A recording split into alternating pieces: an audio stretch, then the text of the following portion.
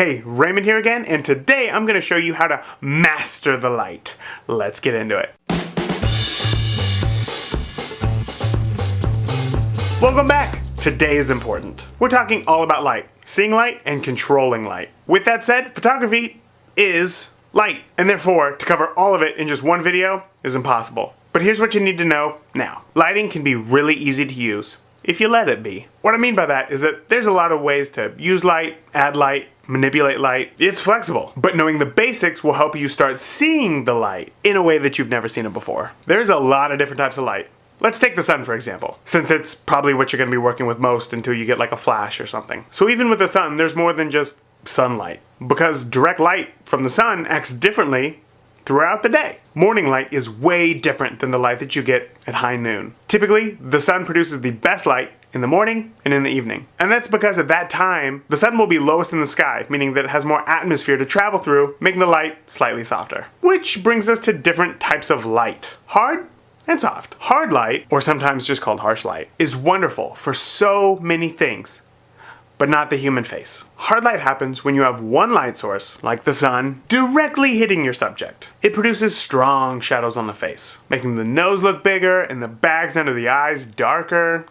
It's not pretty, and nobody wants that. Soft light happens when there's something in between the subject and the light source. That can be anything that reflects light. In fact, here's an example. Look at me! Right now I have a light pointed at me, with an umbrella in front of it. Now when I take the umbrella off, now I look disgusting.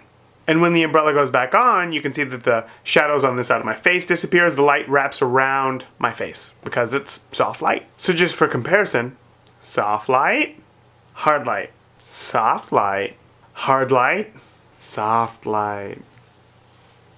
So let's say that you're outside shooting on a cloudless day at high noon. The sun is very harsh and you have a family waiting for you to start taking photos. What are you gonna do? Well, depending on where you are, there's actually several things. First is always look for shade. Now this can be easy at parks as there's trees and whatnot. But maybe you're in a downtown or an urban environment. What do you do? Well, this can actually be great. In between the really tall buildings, like in the alleyways, the light is probably the softest you'll ever see it. The light bounces from one side of the building to the other, and back and back and back, so that by the time it gets down to you, the subject, it is nice and soft and diffused and beautiful. And if all else fails, and there's no shade and no way to block the light, always have your subjects turn their back towards the light, because harsh light can't hit their face if the sun is behind them. So before noon, have your subjects facing west, and afternoon, have your subjects facing east. You are a rock star for keeping up this long. Your dedication and your thirst for photography knowledge is going to pay off soon, because each and every day, you're going to become more and more comfortable behind the camera. So join me back here again tomorrow when I start to wrap it all together for you.